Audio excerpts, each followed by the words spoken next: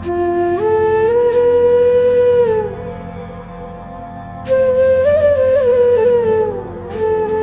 લીલા શ્રીનાથજીના સ્વરૂપમાં બિરાજે છે. પુરુષોત્તમ સહસ્રનામમાં શ્રી મહાપ્રભુજી આજ્ઞા કરે, અનંતા એવ કૃષ્ણસ્ય લીલા નામ પ્રવર્તિકા ઉક્તા ભાગવતે ગૂઢા પ્રકટાપી કુત્રચિત. ભગવાને અનેક સ્વરૂપ ધારણ કરીને કૃષ્ણએ આ ભાગવતમાં જેટલી લીલા છે ને કૃષ્ણની લીલા છે. જુદા જુદા નામ અને રૂપથી પોતાના અવતાર શ્રી કૃષ્ણે પ્રગટ કર્યા છે. એ બધી લીલાઓ ભાગવતમાં ગૂઢ રૂપે વર્ણવાય, પણ કોઈ એક સ્થાન છે જ્યાં પ્રગટ બિરાજે છે. એ સ્થાન એટલે શ્રીજી બાવાનું સ્વરૂપ. તમે અષ્ટકાલનો ચિત્ર જુઓ અથવા દર્શન કરો અત્યારે પીઠક વસ્ત્રો હોય જેટલા ચિહ્નો છે. પ્રથમ સ્કંદમાં સુખદેવજીનું આગમન થાય છે તો એ લીલા સુખ શ્રીનાથજીના મસ્તક પર બિરાજે છે. લીલામાં સ્વામીજીનો અત્યંત પ્રિય સુખ છે જેની સાથે નિત્ય ભગવદ લીલાની ચર્ચા કરે.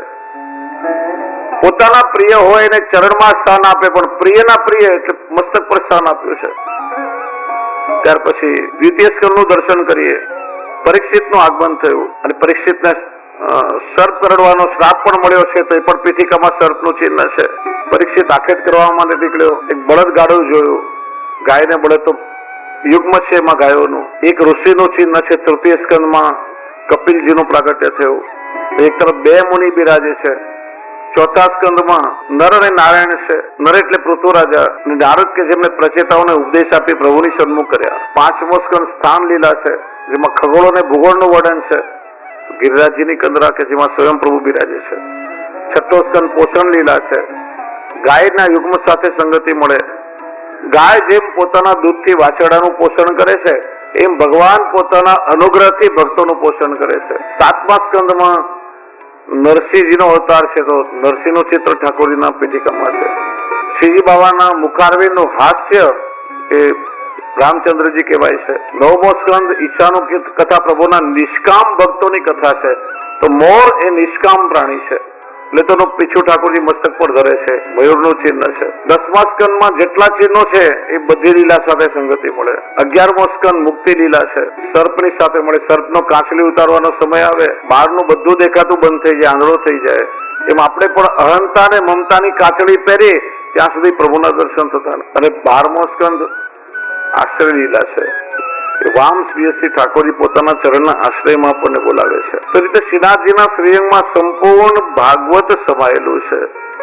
તો આપણે એ રીતે શ્રી મહાપ્રભુજીના દ્રષ્ટિકોણથી આપણે સંપૂર્ણ શ્રીમદ ભાગવતજીની લીલાઓનું આપણે ચિંતન કરશું. સૌથી પહેલા મહાત્મ્યને સમજવું જરૂરી છે. પદ્મ પુરાણમાં 6 અધ્યાયમાં ભાગવતનું મહાત્મ્ય બતાવ્યું. સ્કંદ પુરાણમાં 4 અધ્યાયમાં ભાગવતનું મહાત્મ્ય બતાવ્યું છે. 6 અધ્યાયમાં એટલા માટે કેમ કે ભગવાનમાં 6 ધર્મો બિરાજે છે. ઐશ્વર્ય, વીર્ય, યશ, શ્રી, જ્ઞાન, વૈરાગ્ય. જો ભગવાન કોને કહેવાય? જ્ઞાન હોય તો જ્ઞાનવાન, સંપત્તિ હોય તો સંપત્તિવાન, સ્વરૂપ હોય તો સ્વરૂપવાન. કોઈ એમ ધીર ગંભીર માણસ હોય તો ધૈર્યવાન છે. એમ ભગવાન એટલે ઐશ્વર્ય, વીર્ય, યશ, શ્રી, જ્ઞાન, વૈરાગ્ય. 6 ધર્મોનો સમૂહ એટલે ભગ, અને ભગને ધારણ કરી તો ભગવાન. ને 6 ધર્મો કેવલ કૃષ્ણમાં બિરાજે છે. એતે ચાંસ કલા પુંસ કૃષ્ણસ્તુ ભગવાન સ્વયં. વાસ્તવમાં કૃષ્ણ એ જ ભગવાન છે કેમ કે બધા જ એના અવતારો છે. અંશી કૃષ્ણ પોતે છે. એટલા માટે જેટલી લીલા છે એ શ્રી કૃષ્ણએ જુદા જુદા રૂપ અને નામ દ્વારા લીલાઓ કરેલી છે. 6 અધ્યાયમાં મહાત્મ્ય બતાવ્યું છે. કેમ કે મહાત્મ્ય જ્ઞાન થાય ત્યારે આપણો એ વસ્તુ પ્રત્યેનો વ્યવહાર વિનિયોગ બધું બદલાય. જ્યાં સુધી કોઈ વસ્તુના મહાત્મ્યની ખબર ન હોય ત્યાં સુધી આપણે એના સ્વરૂપને ઓળખી ન શકીએ. કે એકવાર એક ટ્રેનમાં પુષ્કળ ભીડ હતી. એક પતિ પત્નીનો દીકરો 4 જણની સીટમાં 3 જણા બેઠા હતા. દીકરો આડે પડખી હતો. આગળ એક ભાઈ કે ભાઈ થોડી બેસવાની જગ્યા કરી આપો ને, આ 4 જણની સીટ દેખાતું નથી, બાબુ ઊંઘે છે. થોડી આગળ ટ્રેન ગઈ, પેલા બાબાને આમ ચક્કર આવવા લાગ્યા, ઉલટીઓ થાય, તાવ ચડ્યો. પેલો ગભરાયો, અરે રે મારા બાબાને તાવ ચડ્યો છે, કોઈ ડોક્ટર હોય તો આવો, કોઈ ડોક્ટરને બોલાવો. પાસે ઉભા હતા ને કે હું ડોક્ટર છું, તપાસી દો. તપાસી, દવા આપી, ઇન્જેક્શન આપ્યું. થોડી વારમાં તાવ ઉતરી ગયો, સ્વસ્થ થઈ ગયો. એટલે હું બેસી જાઓ. પેલા ખબર નથી, મહાત્મ્ય જ્ઞાન નતું કે નાના જગ્યા જ નથી. જેવું મહાત્મ્ય જ્ઞાન તો કે આ ડોક્ટર છે, મારા બાબાનો જીવ બચાવ્યો, તરત જ જગ્યા થઈ ગઈ. મહાત્મ્ય વગર એ સ્વરૂપનું જ્ઞાન આપણને ન થાય. આપણે પ્રભુની ભક્તિ કરીએ છીએ. ભક્તિ એટલે શું? તો કે મહાત્મ્ય જ્ઞાન પૂર્વક સર્વતો અધિક દ્રઢ સ્નેહ ઇતિ ભક્તિ. એ પ્રભુનું મહાત્મ્ય જ્ઞાન થાય, સ્વરૂપ જ્ઞાન થાય, લીલાઓ સમજાય ને પછી પ્રભુમાં જે અનન્ય પ્રેમ થાય એ પ્રભુ પ્રત્યેના અનન્ય અહેતુક પ્રેમને ભક્તિ કહેવાય છે. લૌકિક પ્રેમ જુદો હોય, એમાં સ્વાર્થ પણ હોય, વાસના પણ હોય, પણ પ્રભુ પ્રત્યેના પ્રેમમાં કોઈ સ્વાર્થ કે વાસના ન હોય, એ શુદ્ધ અહેતુક પ્રેમ હોય, એને આપણે ભક્તિ કહીએ છીએ. અને મહાત્મ્ય જ્ઞાનથી આપણી ભક્તિ વધારે દ્રઢ થાય છે. જે તમારા આરાધ્ય છે, તમે જેની ઘરમાં સેવા કરો છો, એ સ્વરૂપ કોણ છે? એ સાક્ષાત પરબ્રહ્મનું ગૌલોક ધામમાં બિરાજતું સ્વરૂપ છે, જેને વ્રજમાં લીલાઓ કરી.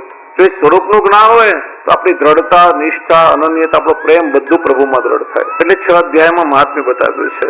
સૌથી પહેલું છે ઐશ્વર્ય. ઐશ્વર્ય શબ્દ ઈશ્વર પરથી આવ્યો. ભાગવતમાં ઐશ્વર્ય શું કે સ્વધામ ભગવાન પધાર્યા ત્યારે પોતાની પાદુકા ભગવાને ઉદ્ધવજીને પધરાવી આપી. ઉદ્ધવજી વિનંતી કરી કે ભક્તોના કાર્ય પૂરા કરી પ્રભુ આપ તો સ્વધામ ચાલ્યા જશો, પણ આપના પધાર્યા પછી કલિયુગ શરૂ થશે, દુર્જનો વધશે, પાપની હિંસા વધશે, અત્યાચાર થશે લોકો પર, સજ્જનો બધા દુઃખી થશે, ત્યારે આપના ભક્તો કોના શરણમાં જશે? દુઃખી થયેલી પૃથ્વી ક્યાં જશે? પ્રભુ કઈ તો ઉપાય કરો. કરે ભગવાને પોતાનો સંપૂર્ણ તેજ ભાગવતમાં પધરાવ્યો. આજ્ઞા કરી કે મારા સ્વધામ ગયા પછી કલિયુગના જીવોનો ઉદ્ધાર ભાગવત દ્વારા થશે. ભાગવત મારું જ સ્વરૂપ છે, સાક્ષાત ઈશ્વરનું સ્વરૂપ, એટલે એનું ઐશ્વર્ય છે. વીર એટલે પરાક્રમ. ધુંધુકારીની કથામાં આવશે કે કોઈ પણ સાધનથી જેને મુક્તિ ન મળે અને ભાગવતના શ્રવણથી મુક્તિ મળી, પ્રેત યોનિમાંથી છુટકારો થયો. યશ એટલે ભગવાનના ગુણગાન. વ્યાસજીએ 4 વેદોનો વિસ્તાર કર્યો, મહાભારતની રચના કરી, 17 પુરાણો રચ્યા, પણ મનમાં શાંતિ ક્યારે થઈ કે જ્યારે ભાગવતની રચના થઈને લીલા ગુણગાન ગયા ત્યારે. વ્યાસજીએ સંપૂર્ણ તત્વ જ્ઞાન આખા જગતનું ભાગવતજીમાં ઠલાવ્યું છે. બધી ફિલોસોફી ભાગવતજીમાંથી મળે આપણને. શ્રી એટલે લક્ષ્મી ને શ્રી એટલે સુંદરતા. લક્ષ્મીના આત્મા કલ્પવૃક્ષ છે. જીવના અનેક મનોરથોને ભાગવત પૂરા કરે છે. જીવનના કેટલાય કષ્ટોને દૂર કરે છે. કેટલાય મંત્રો ભાગવતમાં બિરાજે છે. વૈરાગ્ય લૌકિક સંસારથી આસક્તિ છૂટવી અને મન પ્રભુમાં જોડાઈ જવું. અને જો વક્તા અને શ્રોતા બંને કેટલા વૈરાગ્યની એક ઊંચી ભૂમિકામાં છે. વક્તા છે સુખદેવ અને શ્રોતા છે પરીક્ષિત. પ્રસંગ આવે છે કે 16મે વર્ષે જન્મ થતા સુખદેવજી પિતાનો આશ્રમ છોડી ભાગવા લાગ્યા. પાછળ વ્યાસજી દોડી રહ્યા છે. જળાશયમાં દેવાંગનાઓ સ્નાન કરી રહી છે. જ્યાં સુખદેવજીને આવતા જોયા, જરા પણ લજ્જા ના આવી. 16 વર્ષની આયુ છે, દિગંબર અવસ્થા છે. એનું કારણ સુખદેવજી વૈરાગ્યની એવી ભૂમિકામાં છે કે એમને સ્ત્રી અને પુરુષ વચ્ચેનો ભેદ જ ખબર નથી. એટલા માટે લજ્જિત ના થઈને, વ્યાસજી વૃદ્ધ છે છતાં એમને જોઈને લજ્જિત થઈ વસ્ત્ર ઢાંક્યા, કેમ કે એમને સ્ત્રી અને પુરુષ વચ્ચેનો ભેદ ખબર છે. 6 ભગવાનના ધર્મો બિરાજે. બીજું, ભાગવત ના મહાત્મ્યને શ્રવણ કરતા પહેલા એટલું કહું કે આ ભાગવતમાંથી આપણને 11 રત્ન મળશે, જે જીવનમાં બહુ ઉપયોગી છે. કારણ કે ભાગવત કેવલ બુદ્ધિનો વિષય નથી, કેવલ કર્ણનો પ્રયોગ નથી, પણ એક એક અક્ષરમાં બિરાજતા પ્રભુ આપણા અંતઃકરણમાં પધારી અને શુદ્ધ કરે છે. હરિચિત્તમ સમાસ રહે.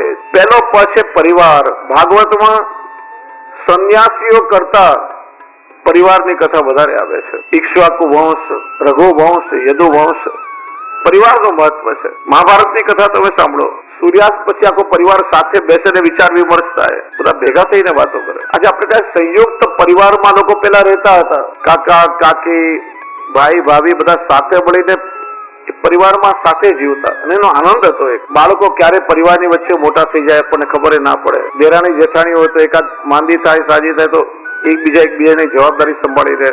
વડીલો દ્વારા બાળકોને સારા સંસ્કાર મળે, પ્રેમથી હળી મળીને રહેતા હતા. ધીરે ધીરે પછી વેસ્ટર્ન કલ્ચરનો પ્રભાવ આવ્યો, પરિવાર તૂટવા લાગ્યા, વિભક્ત થવા લાગ્યા. પછી આવ્યો હમ દો હમારે દો, આ વેસ્ટર્ન કલ્ચર. આપણે ત્યાં પરિવારની વ્યાખ્યા શું? પપ્પા મમ્મી, દાદા દાદી, ભાઈ ભાભી, પરિવાર બધું મળીને પરિવાર થાય. ત્યારે વેસ્ટર્ન કલ્ચરમાં husband, wife and children, that is family. અને હવે તો આ યુરોપિયન કલ્ચરના પ્રભાવમાં વન ચાઇલ્ડ મેનિયા એવું ઘૂસી ગયું છે ને, તો આજના યંગસ્ટર્સને મોટા ભાગે લગ્ન નથી કરવાને, કરે તો 35-40 વર્ષ પછી. અને પછી એક જ બાળક જોઈએ, બાબો હોય કે બેબી હોય, વન ઇઝ ઇનફ, બીજું નહીં. તમે વિચારો કે એક બાબો કે બેબી થાય, એને પણ એક બાળક થશે તો 3rd જનરેશનમાં કાકા કાકી, મામા મામી, ફઈ ફુવા, ભાઈ ભાભી, કોઈ રિલેશન એને ખબર નહીં હોય. આખા બ્રહ્માંડમાં એનું કોઈ બ્લડ રિલેટિવ નહીં હોય. આજે યુરોપમાં લાખો યંગસ્ટર્સ ડિપ્રેશનમાં જીવી રહ્યા છે, જેને કોઈ શક પણ નથી. અરે 2 ભાઈઓ હોય, એકબીજા સાથે રમતા રમતા મોટા થઈ જાય, એકબીજાના સુખે સુખી ખભો પડે, બેન ભાઈને રાખડી બાંધે, કેટલું સુંદર દ્રશ્ય લાગે પરિવારમાં. અને આ ગેરસમજને કારણે ધીરે ધીરે આપણે લોકો લઘુમતી તરફ જઈ રહ્યા છીએ. અત્યારે નહીં સમજાય, કેમ કે આપણા હિન્દુઓની એક કમનસીબી છે કે લૂંટાઈ ગયા પછી દાપણ આવે બધાને, ત્યાં સુધી આપણામાં સમજ નથી આવતી ક્યારે પણ. બીજાનું જોઈને આપણે લોકો ક્યારે શીખતા જ નથી. સુરતમાં હતો જયારે કોરોનાનો ટાઈમ હતો ત્યારે દર્શન કરવા હોય ને તો કે ભાઈ માસ્ક પહેરીને, અરે કતારગામમાં કોરોના છે, આપણા વરાછામાં ક્યાં કોરોના છે? ભાઈ ચાઇનાથી અમેરિકા ગયું, ઓસ્ટ્રેલિયા, આખા યુરોપમાં ફરીને ભારતમાં આવી ગયો તો કતારગામથી વરાછામાં ટાઈમ કેટલો લાગે? પણ જ્યાં સુધી બાજુની સોસાયટી કે આપણા ઘરમાં એકાદ કેસ ના આવે ને ત્યાં સુધી આંખ ના ખુલે કોઈ નહીં, પછી કઈ ન કરી શકીએ આપણે. એમ આ વિસ્તારવાદી પ્રજાને તમે જુઓ કે આખા વિશ્વમાં 59 ફનાટિક ઇસ્લામિક કન્ટ્રીઝ છે. જે દેશમાં એ પ્રજા બહુમતીમાં ગઈ ત્યાંની પ્રજા ખલાસ થઈ. આ આખી કન્ટ્રી કેપ્ચર કરી છે. 150 થી વધારે ક્રિશ્ચિયન રાષ્ટ્ર છે. સાઉથ એશિયામાં 12 બૌદ્ધ રાષ્ટ્ર છે જ્યાં રાષ્ટ્રધર્મ બૌદ્ધ ધર્મ છે. Thailand, China, Cambodia, Japan, Sri Lanka, બધા જ. બર્મા. જ્યારે 80 કરોડ હિન્દુ ભેગા થઈને આઝાદીના 77 વર્ષ પછી આપણે ભારતને હિન્દુ રાષ્ટ્ર નથી બનાવી શક્યા. કેમ કે માનસિકતા આપણા લોકોની વિચિત્ર છે. પરિવાર ટૂંકા થઈ ગયા, ધીરે ધીરે સંખ્યા ઘટી અને ધર્મને આપણે લોકોએ વારસાગત લીધો છે. ક્યારે આપણા બાળકોને ઊંડાણથી ધર્મને સમજાવ્યો નથી. પરિણામે ધર્મની સાચી વ્યાખ્યા સમજ જ ન રહી. આપણે લોકો કેવલ કર્મકાંડમાં ધર્મને શોધતા થઈ ગયા છે. આપણી વ્યાખ્યા શું? ફલાણા ભાઈ સવાર સાંજ સેવા કરે છે, બહુ ધાર્મિક છે. પેલા ભાઈ દરરોજ હવેલીમાં જાય છે, બહુ ધાર્મિક છે.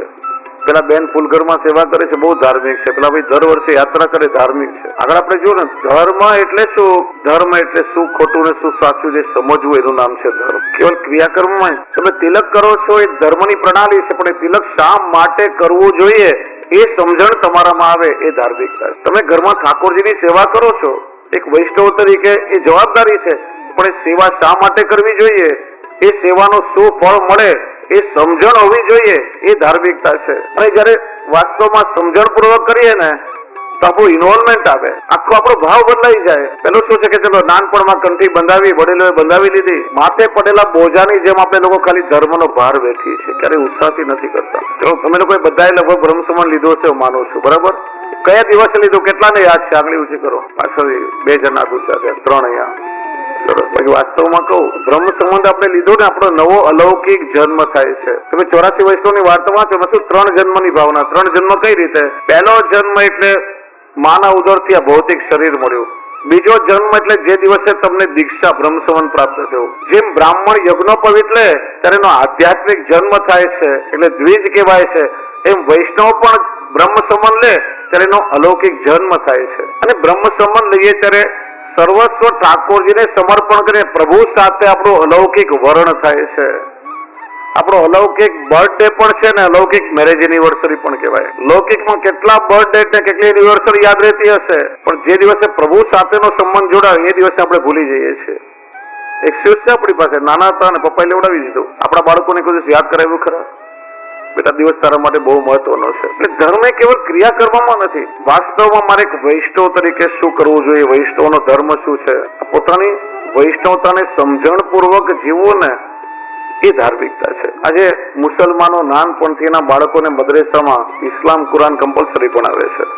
ધર્મના માટે બાંધછોડ નહીં કરે, ભલે રટ્ટો લગાડો, ગોખણપટ્ટી, પણ એ લોકોને ખબર હોય એને પૂછો કે આયાતમાં શું કે કલમામાં શું કહેશે તમને. ક્રિશ્ચનો નિયમિત એવરી સન્ડે બાળકોને બાઇબલ શીખવા ચર્ચમાં મોકલે છે. જૈનો નિયમિત બાળકોને પાઠશાળામાં ભણાવે છે. જયારે 85% હિન્દુ ભાઈ બહેન એવા છે કે જેને હાથમાં ભગવદ ગીતા લીધી નહીં હોય. અને ચાલો 2-3 ક્વેશ્ચન પૂછો. આપણે છે ને આ 7 દિવસ મળ્યા છે ને, હું પેલા કહી દઉં, આ મનોરંજનની કથા નથી, આ મનોમંથનની કથા છે. આ 7 દિવસ આપણે આત્મચિંતન કરશું, પોતાની જાતને ઓળખવાનો પ્રયત્ન કરશું આપણે, જે બહુ જરૂરી છે. ભગવદ ગીતામાં કેટલા અધ્યાય છે કેટલાને ખબર છે? ફક્ત હાથ ઉપર કરજો, ખાલી હાથ ઉપર કરો, ખ્યાલ આવે.